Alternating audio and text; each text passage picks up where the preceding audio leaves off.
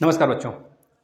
आपके आगामी एग्जामों को देखते हुए यह हमने एक छोटा सा वीडियो बनाने की कोशिश किया है। फिर एक पहल है हमारा। इसको अगर आपको अच्छा लगा तो बच्चों शेयर जरूर करना, लास्ट तक बने रहना। अगर अच्छा लगा, क्योंकि यह अनुभव के आधार पर बनाया गया है और इससे ज़रूर आपको फ़ायदा होगा, निश्चित 100% बच्चों तय है आपको इससे फ़ायदा होने वाला है। तो आप लास्ट तक जरूर बने रहेंगे। अगर आपको सेशन अच्छा लगा, इसके माध्यम से आप अपने बड़े भाई बहन से पूछेंगे कि आखिर इस आधार पर पेपर दिया जाता है, वहाँ से अनुभव लीजिएगा। सिंपल सा यही प्रोटोटाइप वो भी बताएंगे बच्चों आपको, जो आज हम 3 से 4 आपको टिप्स देने वाले हैं सीटेट के एग्जाम को निकालने के लिए। बच्चों, इसमें 150 प्रश्न यूपी टेट की तरह भी होते हैं। अमूमन एक वीडियो तो हमने बना रखा है कि आखिर तुक्का मारने का सही तरीका क्या है बच्चों, क्योंकि माइनस मार्किंग तो नहीं होता है। और इस बार थोड़ी सी चेंजेस भी आए हैं बच्चों आपको, कि आपके एग्जाम में जो पूरा का पूरा स्ट्रक्चर है वो बच्चों आपका ओमार सीट से हटाकर ऑनलाइन कर दिया गया है। तो आपको इसमें एक और अच्छाई देखने को मिलेगा कि बच्चों में, पहली बात है, जो बच्चे नहीं ऑनलाइन परीक्षा कभी दिए हैं, कोई पेपर नहीं दिए हैं, तो उनमें थोड़ी सी दिक्कत भी आएगी। लेकिन जिन्होंने पहले OMR सीट जो होता है बच्चों, वो गलत तरीके से भरते थे और इस कारण से बहुत सारे एग्जाम्स बहुत सारे का रिजल्ट रुक जाता था, क्योंकि जो CBSE बच्चों उनका रिजल्ट रोक देती थी। इस बार थोड़ा सा अच्छा देखने को मिलेगा। आखिर उनका एग्जाम भले ही पास व न करें या फिर पास करें अच्छे नंबर से, लेकिन उनका रिजल्ट नहीं रुकेगा। कुछ न कुछ जो भी किए होंगे उसका रिजल्ट, उनको परिणाम उनके सामने आएगा। बच्चों, इसी तरह से आप सीटेट में कैसे अच्छे नंबर स्कोर करें अपने अनुभव के अनुसार हम आपको बताने वाले हैं। जो चीज़ें आप लास्ट तक जरूर बने रहिएगा। इसमें तुक्का कैसे मारते हैं बच्चों, ये भी बताएंगे। एक वीडियो हमने बता भी रखा है। बच्चों, एग्जाम निकालने के जो 3 टिप्स हैं, लास्ट तक बने रहिए, पता चलेगा। 150 प्रश्न बच्चों यूपी टेट की तरह इसमें भी होते हैं, जिससे 75 नंबर, मान के चलें 80 से 75 बच्चों आपके पेडोलॉजी से ही सेक्शन से आते हैं, जिसमें बाल और शिक्षा का अधिकार से रिलेटेड काफ़ी ज़्यादा चीज़ें पूछी जाती हैं। बालक और शिक्षा के अधिकार से चीज़ें, यानी शिक्षक का क्या कर्तव्य होना चाहिए बालक के प्रति। जैसे बोल दिया, बालक क्लास में शोरगुल मचा रहा है तो शिक्षक को क्या प्रतिक्रिया देनी चाहिए उसमें, तो सारी चीजें हम बताएंगे। आखिर आप किस में इसमें सोचो। बच्चों, एक चीज याद रखना, ये पेडोलॉजी का जो सेक्शन है 75 नंबर के 75 नंबर आप स्कोर कर सकते हो बच्चों। इस पर पैनी नजर होना चाहिए हमारा, और ये बहुत ही अच्छा स्कोर होता है बच्चों, ये करना। क्योंकि एक अगर आपका सोच डेवलपमेंट हो गया ना बालक के प्रति, शिक्षक के लिए बच्चों, क्योंकि हमारा जो शिक्षा जगत है इस बार या फिर पिछले कई सालों से वो बालक या फिर बालक पर आधारित है। तो याद रखना, बच्चा सर्वोपरि होना चाहिए हमारे एग्जाम में। सर्वप्रथम बच्चा, फिर बाद में अध्यापक बच्चों, क्योंकि बच्चा बचा लिया तो आप बच गए। इस चीज को याद रखना, बच्चा बचा लिया तो आप बच गए। यानी कि बच्चा कहीं भी आ जाए, बच्चे से रिलेटेड बात पूछी जा रही है तो शिक्षक पर नहीं जाना है। अब ऐसे में 2 ऑप्शन आपके ऐसे ही कट जाएंगे, जो सिंपल सा प्रश्न होंगे बच्चों। 75 नंबर में हम बता दें आपको, चाहे मैथ का सेक्शन हो, चाहे आपका इन्वायरमेंट का सेक्शन हो, चाहे आपका बच्चों लैंग्वेज का सेक्शन हो, चाहे CDP का सेक्शन हो, इन सब में 75 प्रश्न से लेकर 80 प्रश्न तक बच्चों आपकी पेडोलॉजी के आएंगे और सब के सब बालक और शिक्षक पर आधारित होंगे। वहां पर सिर्फ आपको यह ध्यान देना है कि बच्चा को नहीं मारना है। अगर बच्चा मरा तो हमारा प्रश्न गलत, बच्चे के विरोध में गए तो हमारा प्रश्न गलत, बच्चे के तरफ जाना है। बच्चे से, अगर बच्चे के बारे में मतलब कि एक तरह से नेगेटिव निष्कर्ष पूछ रहा है तो हम ऑप्शन में यह ढूंढेंगे नेगेटिव निष्कर्ष कौन सा है, उस पर ऑप्शन लगाएंगे। ठीक है, इस चीज को दिमाग में रख लेना। अगर बच्चे के बारे में पॉजिटिव चीजें पूछी जा रही हैं तो सबसे पहले यह निष्कर्ष देखेंगे सारे ऑप्शन को पढ़ने के बाद, क्योंकि हमको लगेगा 2 ऑप्शन सही हैं। पेडोलॉजी में ही होता है बच्चों, आपको लगेगा सारे सही हैं सारे गलत हैं, लेकिन उसमें सबसे बड़ा तुक मारने का यह हमारा जरिया होना चाहिए। अगर निगेटिव पूछ रहा है तो निगेटिव ऑप्शन पे ही टिक मारना है। जैसे मूर्त के बारे में पूछ रहा है तो मूर्त पे ही टिक मारेंगे, मूर्त जैसी संक्रियाओं पर ही टिक मारेंगे, अमूर्त पे नहीं मारेंगे। अभी ऐसे 3-4 ऑप्शन लिए हैं, 3-4 प्रश्न अभी आपको करके दिखाएंगे। ठीक है ना। दूसरी बात, अगर पॉजिटिव सेंस पूछ रहा है तो पॉजिटिव पे ही मारेंगे। जैसे एक चीज ध्यान देना, हम बच्चे और शिक्षक पर आधारित प्रश्न पूछ रहे हैं, इसमें बच्चा नहीं मरना चाहिए, बच्चे के बारे में गलत धारणा नहीं रखनी चाहिए। पहला प्रश्न देखिएगा किस प्रकार से, किसी छात्र के बार बार अनुपस्थित रहने पर आप क्या करेंगे। शिक्षक से पूछा जा रहा है, क्योंकि आप शिक्षक बनने जा रहे हो बच्चों ना, आप शिक्षक बनने जा रहे हो, आप बालक नहीं रह गए। आप शिक्षक बनने के लिए पेपर दे रहे हो तो आप अपने आप को शिक्षक मानोगे और बालक मानोगे उनको जिनके लिए आप बनने जा रहे हो बच्चों। ठीक है ना, इस चीज को ध्यान रखना। किसी छात्र के बार बार अनुपस्थित रहने पर आप क्या क्या सोच सकते हो। पहली बात है, शिक्षक से नजर में, शिक्षक के मतलब आप एक शिक्षक अपने आप को मानोगे यहाँ पर बच्चों, बालक नहीं मानोगे, आप अपने आप को यहाँ पर शिक्षक मानोगे। याद रखना, अगर बालक मान लोगे अपने आप को तो यहाँ पर सारी चीजें आप गलत कर दोगे। ठीक है, अगर आप शिक्षक हो तो छात्र अगर अनुपस्थित हो आप तो क्या सोचोगे भाई, उसके बारे में कक्षा के छात्र से पूछेंगे, हो सकता है। छात्र के अनुपस्थिति का सही कारण का पता लगाएंगे, हो सकता है। इस ओर ध्यान नहीं देंगे बच्चों, इस ओर ध्यान नहीं देंगे तो कदापि निगेटिव है, हटाओ हटाओ ससुरे को। उस छात्र को दंड देंगे, छात्र नहीं मरना चाहिए, बच्चा नहीं मरना चाहिए। नेगेटिव सेंस, यहां पे पॉजिटिव सेंस पूछा है। अनुपस्थित रहने पर आप क्या करेंगे, तो पॉजिटिव पर ही हमारा दिमाग जाना चाहिए बच्चों। इन दोनों में कौन उचित है, उसके बारे में कक्षा के छात्र से पूछेंगे, उसके बारे में कक्षा में छात्र से पूछेंगे। कुछ हद तक सही है, लेकिन उससे ज्यादा बेटर हमको क्या लग रहा है बच्चों, छात्र के अनुपस्थित का सही कारण का पता लगाएंगे, यानी कि ऑप्शन नंबर बी राइट होगा। ऐसे प्रश्नों में इस तरह से लगाना है, समझ में आया। इस तरह से आप कम से कम तो बच्चों 20% प्रश्न को सही कर सकते हो, 20%। ऐसे मतलब अगर 75 प्रश्न है तो 75 प्रश्नों में 15 प्रश्न आपको ऐसे मिल जाएंगे बच्चों जो कि ऐसे ही होंगे। बताओ 15 प्रश्न तैयार हुआ, तैयार हो जाएगा बच्चों। अभी बताने वाले तुक कैसे मारते हैं, तुक्का कैसे लगाते हैं, यही बताएंगे, लास्ट तक बने रहना। दूसरी बात है बच्चों, दूसरा तरफ हमको यह सोचना है, सीटेट में बच्चों जो सीटेट का पूरा मॉडल तैयार किया जाता है बच्चों ना, वो मात्र दो चीज पर, हाँ दो चीज पर, दो वर्ड को पकड़ लो, दो वर्ड को पकड़ लो बच्चों, नकारात्मक और सकारात्मक। नकारात्मक विचार और सकारात्मक विचार, इन दोनों को ऐसे जकड़ लो मुट्ठी में।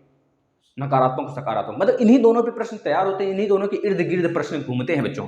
नकारात्मक का मतलब नकारात्मक आंसर, अगर सकारात्मक का मतलब तो सकारात्मक आंसर हमारा। इस चीज को याद रखना। सकारात्मक पर 99% प्रश्न बनते हैं और सही भी होते हैं अमूमन बच्चों, यानी सकारात्मक विचार पर जो प्रश्न पूछे जाते हैं 99% बच्चों वह सही होते हैं और वह तुक हमारा काम करता है। 1% तो हटा ही दीजिए बच्चों, नकारात्मक पर ट्रिक नहीं मारना है, इसको बस ध्यान में रख लेना। नकारात्मक पर टिक हमें नहीं मारना है, नकारात्मक विचारों पर टिक नहीं मारना है। अगर बाय द वे प्रश्न में नकारात्मक है तो सकारात्मक पर टिक नहीं मारना है, हमें नकारात्मक पर टिक मारना है बच्चों। इस चीज को याद रखना। समझ में आया मेरी बातों को बच्चों। चलिए एक प्रश्न इसी आधार पर और कर देते हैं। जैसे देखिए यहाँ पर पूछा गया है, प्राथमिक स्तर पर पर्यावरण अध्ययन की पाठ्य पुस्तक में निम्न विशेषता नहीं होनी चाहिए। नकारात्मक है बच्चों, तो इस तरह से 4 ऑप्शन आपको दिए रहेंगे। हमने सिर्फ नकारात्मक वाला ऑप्शन लिया है बच्चों। यह परिभाषा अमूर्त, जहां पे अमूर्त आया बच्चों तुरंत हमको निगेटिव मिल गया और यही हमारा राइट आंसर होगा। इस चीज को याद रखना। और 3 ऑप्शन आपको बता दें। पहला ऑप्शन था बच्चों इसमें, प्राथमिक स्तर पर पर्यावरण अध्ययन और पाठ्य पुस्तक में निम्नलिखित में से कौन सी विशेषता नहीं होनी चाहिए, यह क्वेश्चन था। इसमें पहला ऑप्शन था बच्चों यह, शिक्षार्थियों की वैविध्यपूर्ण पृष्ठभूमि की जसरात, मतलब कि एक तरह से उनका जो होते हैं बच्चों पूरा करती है, जो उनका एक तरह से भूमि होती है, जो बच्चों का पृष्ठभूमि होती है, उसे क्या करता है वो बच्चों पूरा करता है। पहला ऑप्शन यह था। दूसरी बात है बच्चों, दूसरा ऑप्शन यह था इसमें कि इसमें वह वास्तविक कहानियों और घटनाओं को शामिल करती है, जो इनका पृष्ठभूमि है बच्चों।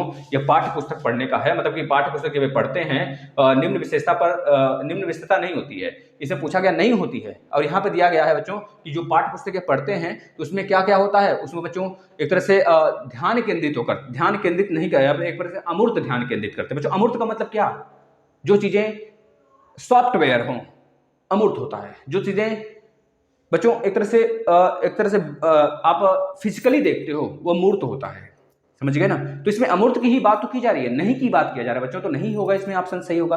वह घटनाओं को शामिल करती है बच्चों, ये तो सही आंसर है हमारा। ये तो सकारात्मक विचार है, क्योंकि पुस्तक वो पढ़ेंगे तो उसमें कहानियों का घटनाओं का पूरा संकलन होगा, ये तो हमारा पॉजिटिव विचार है, तो इसको नहीं टिक करेंगे। अगर चौथा ऑप्शन देखना चाहेंगे बच्चों आप, तो यह प्रकृति और समाज संस्कृति परिवेश की एकीकृत तरीकों से प्रस्तुत की गई होती है बच्चों, यह भी तो होता है बुक में, तो यह भी तो सकारात्मक है।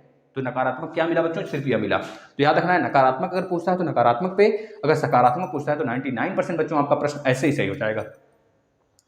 अब सबसे बड़ा बात कर लेते हैं बच्चों, बड़ा आंसर पे कैसे टिक करेंगे। ध्यान से हमारी बातों को समझना बच्चों, फिर इस पे चलते हैं।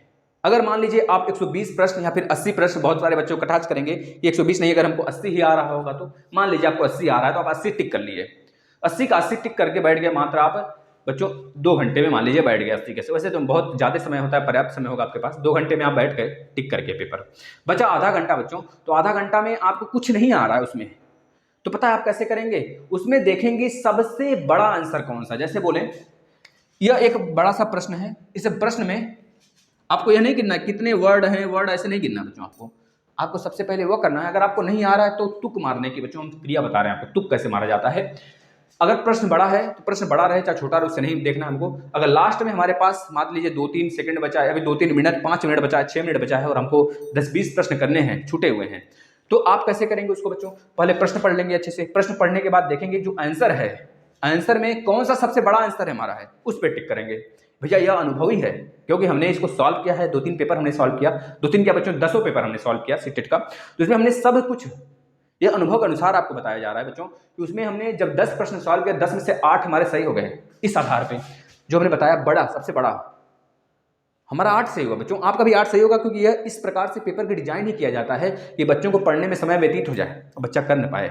और बच्चा छोटे आंसर को जल्दी पढ़ना चाहता है, बड़े को सोचता है बाद में पढ़ें। बच्चों याद रखना, यही रणनीति होती है पेपर बनाने की, जो हम आपको बता दिए। सबसे पहले आप उसको मारोगे जो प्रश्न, जब मतलब छूटने से अच्छा है कि हम एक टिक सीख लें, तो आपका टिक बता देगा बच्चों। इस आधार पे देखना, अगर आप 10 प्रश्न आपका छूट रहा है तो 7-8 आप सही करके आओगे, 100% बच्चों अच्छा स्कोर करके आओगे। अगर आपको लग रहा है कि हमने मात्र 80 प्रश्न किया है, मात्र 2 नंबर से हमारा प्रश्न रह जाएगा बच्चों, अगर इस सब सारे ट्रिक को बना लोगे ना, जो हम टिक बता रहे हैं बच्चों, तो बचे हुए जो 60-70 प्रश्न होंगे बच्चों, उसको आप सिर्फ इस टिक से 30 से 40 प्रश्न सही कर सकते हो। बहुत बड़ी बात है बच्चों ये चीजें। अब हम आते हैं लास्ट चरण पे बच्चों, आपको ये चीजें ध्यान देना। टिक कैसे मारा, मतलब तुक्का कैसे मारते हैं, हमने बता दिया बच्चों।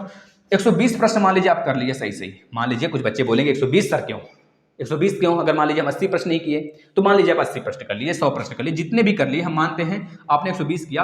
अब इसमें आपके अनुमान से सही है 120 के 20, आपके अनुमान से, हम ये नहीं कहते कि 120 के 20 आपके सही है, नहीं, आपके अनुमान से, आप अपने अनुमान से यह सजेस्ट कर लिए कि 120 के इसमें 1-2 ऑप्शन में हमको कंफ्यूजन था, हमने लगाया है, यह सही होगा। अब 30 ऐसे थे क्वेश्चन जो आपको आ ही नहीं रहे थे, तो एग्जामिनर का सेट करने का तरीका कैसा होता है बच्चों, ध्यान से देखना। ए, बी, सी और डी ऑप्शन होते हैं। एग्जामिनर ऐसे प्रश्नों को सेट करता है। ए में अगर आपके पास 150 प्रश्न है तो हम मान के सकते हैं 40 प्रश्न इसमें, 40 प्रश्न इसमें, 40 प्रश्न इसमें, 40 प्रश्न इसमें, 40 मतलब 160 प्रश्न हो गए बच्चों। 160 मतलब 150 के आसपास हम समझ लिए इसको, है ना। आपने जो 120 प्रश्न मारा हुआ है, अब इस आपको ध्यान होना चाहिए, हमने सबसे ज्यादा किस ऑप्शन पे टिक किया है, ऑप्शन ए पे कि ऑप्शन बी पर कि ऑप्शन सी पर कि ऑप्शन डी पर। अगर हमने ऑप्शन सी के 40 के 40 पर टिक कर दिया, तो अब तो ऑप्शन सी पे तुक लगाना व्यर्थ है। क्या है? व्यर्थ है। अब इस पे तुक्का नहीं लगाएंगे जो 30 के 30 प्रश्न बचे हैं। अब बच्चों इसमें से 30 ही प्रश्न बचा है, मान लेते हैं 40 प्रश्न आपका बचा है। 40 में से आपने सोचा कि सर इसमें भी हमने 20 टिक लगा रखा है, पहले से 20-25 टिक लगा रखा है, तो मतलब इसमें 20 ऐसे प्रश्न बचे जो कि ए टिक लगाने से बचा हुआ है। ए पे आप टिक लगा सकते हो, तुक्का लगा सकते हो। 20 ऐसे प्रश्न बचे हैं, 20 तो आप इसमें शामिल कर लिए, है ना। इसके बाद बच्चों आपसे बोले 40 का 40 यह खत्म हो गया, 20 इसमें बचा, मात्र बचा 10। अब 10 में से हो सकता है 40 के 40 आप इस पे टिक कर दिए हो सकता है 40 के 40 इस पे टिक कर दिए हो। अगर इन दोनों में से किसी एक पे 40 के 40 टिक कर दिए हो तो उसको काट देना, बचा 10 प्रश्न बच्चों। 10 प्रश्न आप इसमें टिक लगा सकते हो, यानी कि टिक लगाने के लिए, तुक्का मारने के लिए आपके पास 2 ऑप्शन मिलेगा। कौन कौन सा? डी और ए।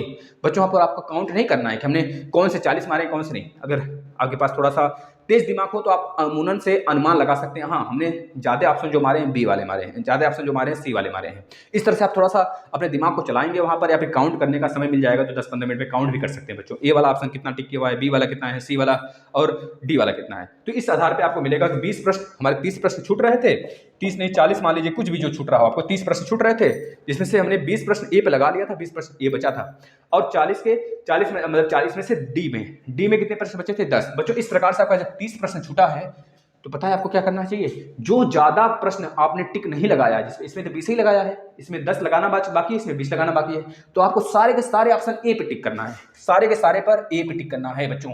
अगर आप ए पे टिक करते हो तो बताओ ज्यादा किस पर खेलना है आपको। इसमें 20 प्रश्न है, इसमें 10 प्रश्न है, बी पर 10 ही प्रश्न बच्चों। तो आप अगर 30 के 30 ऐसे टिक करते हो जो कि ए पर टिक करते हो 30 के 30 बच्चों, तो 20 में सही होगा कि नहीं? बताओ 20 सही होगा कि नहीं उसमें?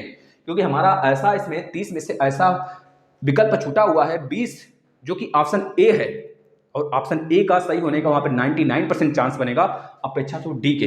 डी में जो 10 ही प्रश्न है बच्चों, भाड़ में जाए दी, हमको 20 सही करना है, 10 नहीं सही करना है। तो आप सारे के सारे जितने छूटे हैं उसमें बी ऑप्शन सही करोगे, बी ऑप्शन पे टिक मारोगे बच्चों, जिससे कि आपका 20 ए पर मारोगे बच्चों, बी पे नहीं या डी पे नहीं मारोगे, ए पे मारोगे।